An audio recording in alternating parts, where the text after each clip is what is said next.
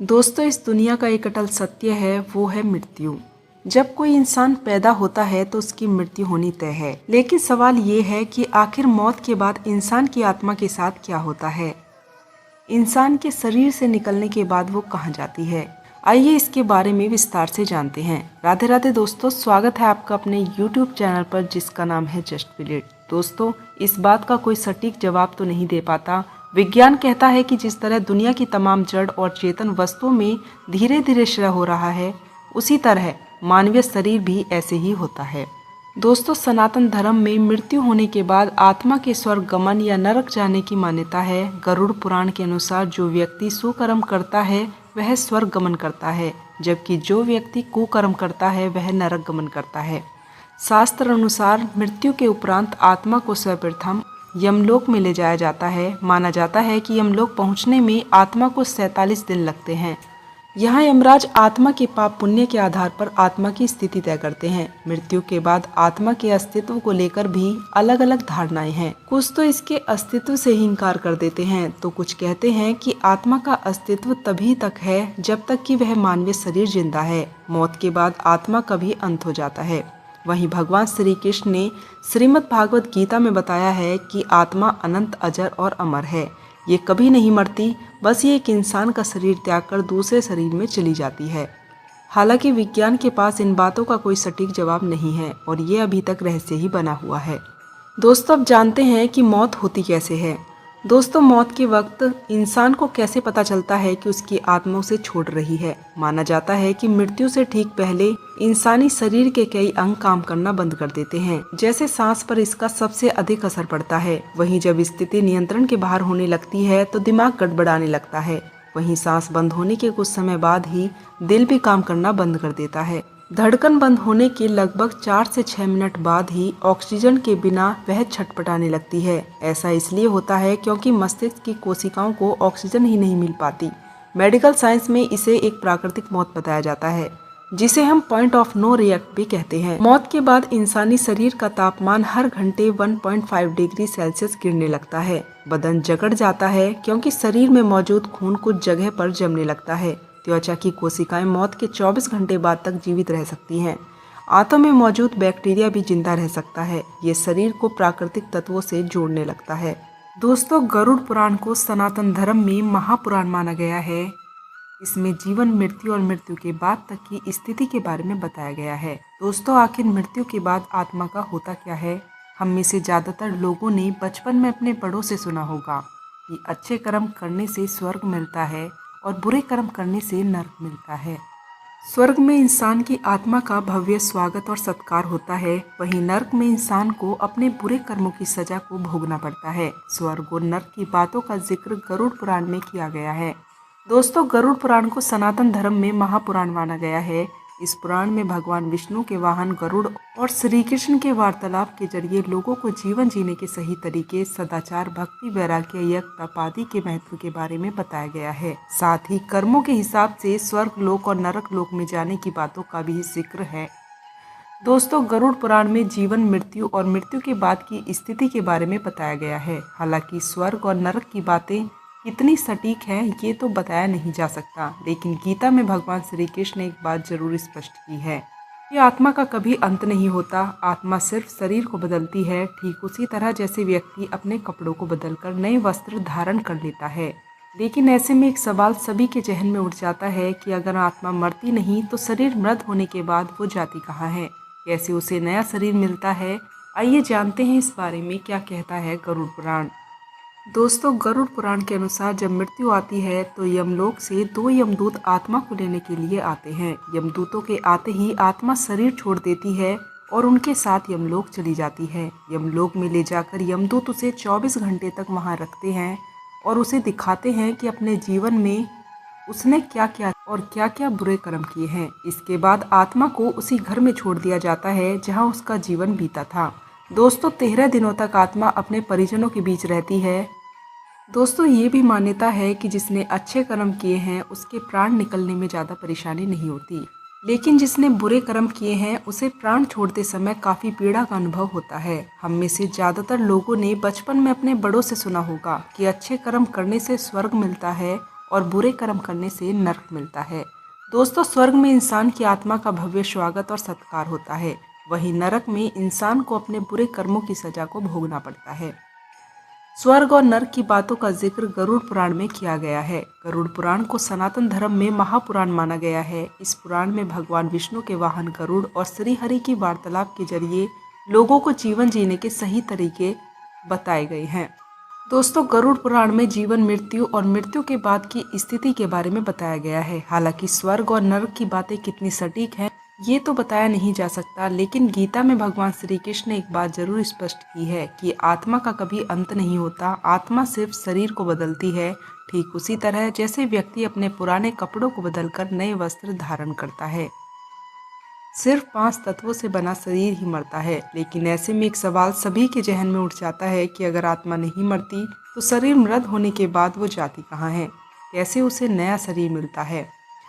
दोस्तों, गरुड़ पुराण के अनुसार जब भी कोई मनुष्य मरता है या आत्मा शरीर को त्याग कर यात्रा आरंभ करती है तो इस दौरान उसे 3 प्रकार के मार्ग मिलते हैं। उस आत्मा को किस मार्ग पर चलाया जाएगा यह केवल उसके कर्मों पर ही निर्भर करता है। ये 3 मार्ग हैं अरिची मार्ग, धूम मार्ग और उत्पत्ति विनाश मार्ग। दोस्तों, अरिची मार्ग ब्रह्मलोक और देवलोक की यात्रा के लिए होता है, वहीं धूम मार्ग पितृलोक की यात्रा के लिए ले जाता है और उत्पत्ति विनाश मार्ग की यात्रा नरक की यात्रा के लिए होती है। हालांकि सभी मार्ग से गई आत्माओं को कुछ काल भिन्न भिन्न लोकों में रहने के बाद पुनः मृत्यु लोक में आना ही पड़ता है। अधिकतर आत्माओं को यहीं जन्म लेना और यहीं मरकर पुनः जन्म लेना होता है। दोस्तों, यमलोक के 4 द्वार हैं। 4 मुख्य द्वारों में से दक्षिण के द्वार से पापियों का प्रवेश होता है। यम नियम का पालन नहीं करने वाले निश्चित ही इस द्वार में प्रवेश करके कम से कम 100 वर्षों तक कष्ट झेलते हैं। दोस्तों, पश्चिम के द्वार से ऐसे जीवों का प्रवेश होता है जिन्होंने दान पुण्य किए हों, धर्म की रक्षा की हो और तीर्थों में प्राण त्यागे हों। उत्तर के द्वार से वही आत्मा प्रवेश करती है जिसने जीवन में माता पिता की सेवा की हो, हमेशा सत्य बोला हो और हमेशा मन वचन कर्म से अहिंसक हो। पूर्व के द्वार से उन आत्माओं का प्रवेश होता है जो योगी, ऋषि, सिद्ध और सबुद्धि हैं, जिसे स्वर्ग का द्वार कहा जाता है। इस द्वार में प्रवेश करते ही आत्मा का गंधर्व देव अप्सराएं स्वागत करती हैं। माना जाता है कि जब कोई व्यक्ति मरता है तो सबसे पहले वह गहरी नींद के हालात में ऊपर उठने लगता है। जब उसकी आंख खुलती है तो वह स्वयं की स्थिति को समझ नहीं पाता। कुछ जो होशवान होते हैं वो समझ जाते हैं। दोस्तों, मरने के 12 दिन बाद यमलोक के लिए उसकी यात्रा शुरू होती है।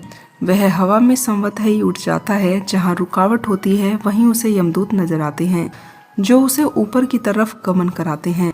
दोस्तों, आत्माओं के मरने की दशा उनके कर्मों के मरने की तिथि के अनुसार पर तय होती है। जैसे कृष्ण पक्ष में देह छोड़ दी है तो उस काल में दक्षिण और उसके पास के द्वार खुल जाते हैं, लेकिन यदि शुक्ल में देह छोड़ी है तो उत्तर और उसके आसपास के द्वार खुले होते हैं। लेकिन जब कोई नियम काम नहीं करता, जबकि व्यक्ति पाप से भरा हो, शुक्ल में मरकर भी वह दक्षिण दिशा में गमन करता है। इसके अलावा उत्तरायण और दक्षिणायन का सबसे अधिक महत्व होता है। उत्तरायण में मरने वाला उत्तर के द्वार से प्रविष्ट होने पर परमात्मा भगवान विष्णु के दर्शन होते हुए शंख, चक्र, गदा, पद्म, चतुर्भुज, नीलाम रूप में अपने रत्नासन पर दर्शन देते हैं। ऐसी शुभ आत्मा स्वर्ग का अनुभव करती है और उसे शांति और स्थिरता मिलती है। स्वर्ग में रहने के पश्चात वह किसी अन्य समय में पुनः अच्छे कुल और स्थान में जन्म लेती है। दक्षिणायन में मरने वाले लोग पापी और अधर्मी होते हैं, जिन्होंने जीवन भर शराब, मांस और स्त्री गमन के अलावा कुछ भी नहीं किया होता, जिन्होंने धर्म का पालन नहीं किया और जिन्होंने कभी भी धर्म के लिए पुण्य का कोई कार्य नहीं किया। वे मरने के बाद दक्षिण दिशा की तरफ खींचे चले जाते हैं। दोस्तों, ऐसे पापियों को सबसे पहले वैतरणी नदी पार कराई जाती है। दोस्तों, यमराज हमसे सदा सुख कर्म की आशा करते हैं, लेकिन जब कोई ऐसा नहीं कर पाता तो भयानक दंड द्वारा जीवन को शुद्ध करना ही उनके लोक का मुख्य कार्य है। ऐसी आत्माओं को यमराज नरक में भेज देते हैं। दोस्तों, गरुड़ पुराण के अनुसार 13 दिन पूर्ण होने के बाद आत्मा को फिर से यमलोक के रास्ते पर जाना होता है। यमलोक के रास्ते में उसे 3 अलग अलग मार्ग मिलते हैं, स्वर्गलोक, पितृलोक और नरकलोक। व्यक्ति के कर्मों के आधार पर यह निर्धारित किया जाता है कि उसे किस मार्ग पर भेजा जाएगा। पहला अरिची मार्ग यानी देवलोक की यात्रा का मार्ग माना जाता है। दूसरा मार्ग धूम मार्ग पितृलोक का मार्ग माना गया है और तीसरा मार्ग उत्पत्ति विनाश मार्ग जो नरक की यात्रा के लिए होता है। अपने पाप और पुण्य को निर्धारित समय तक भोगने के बाद आत्मा को फिर से शरीर मिलता है। दोस्तों, यह तो हुई विज्ञान की बात, लेकिन भगवान श्री कृष्ण कहते हैं कि जीवन का अंतिम सत्य मृत्यु है और इसे न तो कोई बच पाया है और न ही बच पाएगा। साथ ही सभी की मौत एक ऐसे दिन पर निश्चित है। हालांकि मृत्यु कई तरह से आती है। कोई व्यक्ति आनंद से मृत्यु को पाता है तो कोई दुख से होकर इस लोक में विदा लेता है, तो कोई अत्यंत दुखी होकर इस लोक से विदा लेता है। तो वहीं सबसे भयानक मृत्यु अकाल मृत्यु मानी जाती है। आत्महत्या, गंभीर बीमारी या कोई हादसा, सब अकाल मृत्यु के ही कारण होते हैं। दोस्तों, बता दें कि गरुड़ पुराण में अकाल मृत्यु से जुड़े कई रहस्य बताए गए हैं। अकाल मृत्यु के कारणों की बात करें तो इसमें पाप करना, दुराचार, स्त्रियों का शोषण करना, झूठ बोलना, भ्रष्टाचार व कुकर्म आदि शामिल हैं। बहुत अधिक पाप करने पर व्यक्ति अकाल मृत्यु को प्राप्त हो जाता है। आत्मा का भटकना उसकी इच्छाओं पर निर्भर करता है। यदि आत्मा मृत्यु को स्वीकार कर लेती है, ऐसे में वह भटकती नहीं। ऐसी आत्माओं का हर्षय बुरा नहीं होता। कभी किसी दुष्ट तांत्रिक की गुलाम बन जाती हैं तो कभी दूसरे शक्तिशाली प्रेतों के गुलाम। ऐसे में बुरे कर्म इनसे करवाए जाते हैं और ऐसी आत्माएं फिर मुक्ति के मार्ग पर लौटकर नहीं आ सकती। हाँ, यदि कोई अच्छा साधक इनकी मुक्ति कराए तो अवश्य ही अनेक योनियों में जन्म लेकर ये वापस जन्म मरण के बंधन में कर्मों के द्वारा मुक्ति पाने के लिए आ सकती हैं। इसलिए कहा जाता है कि जीते जी अपनी इच्छाओं का त्याग कर दो ताकि यह आत्मा मृत्यु को स्वीकार करे। अन्यथा मृत्यु समय से हो या असमय से आत्मा भटकेगी जरूर और संकट उनके मार्ग में अवश्य आएंगे।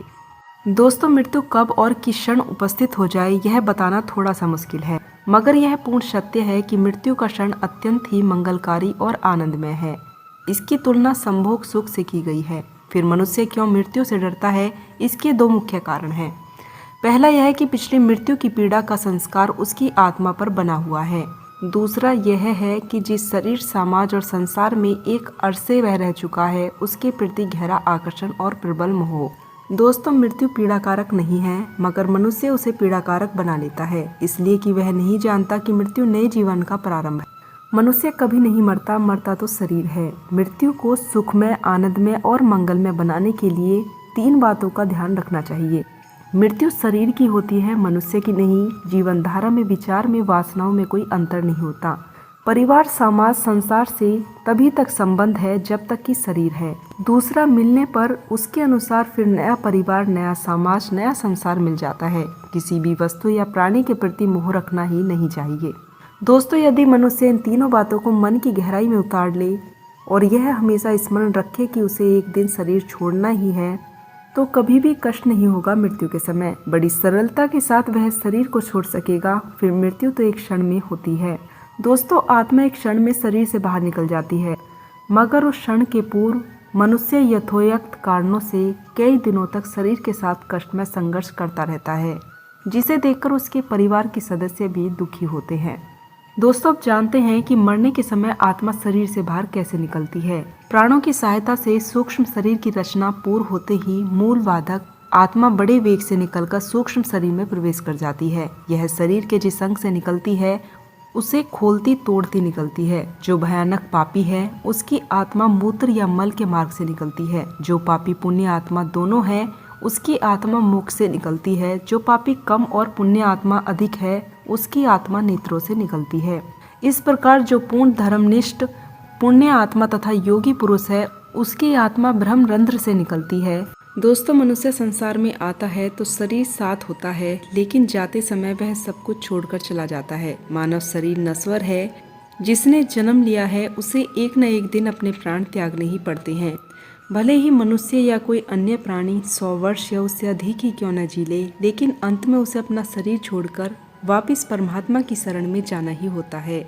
अक्सर लोग सोचते हैं कि मृत्यु के बाद आत्मा कहाँ जाती है। इस जन्म मरण के चक्र में मनुष्य अनेक बार जन्म लेता है, लेकिन हम में से किसी को भी इस बारे में याद नहीं रहता। मृत्यु में वही क्रिया तो पूर्ण होती है जिसका आरंभ जन्म से होता है, और सही भी यही है कि मृत्यु का आरंभ जन्म से होता है। इसलिए अक्सर कहा जाता है कि अंत ही प्रारंभ है।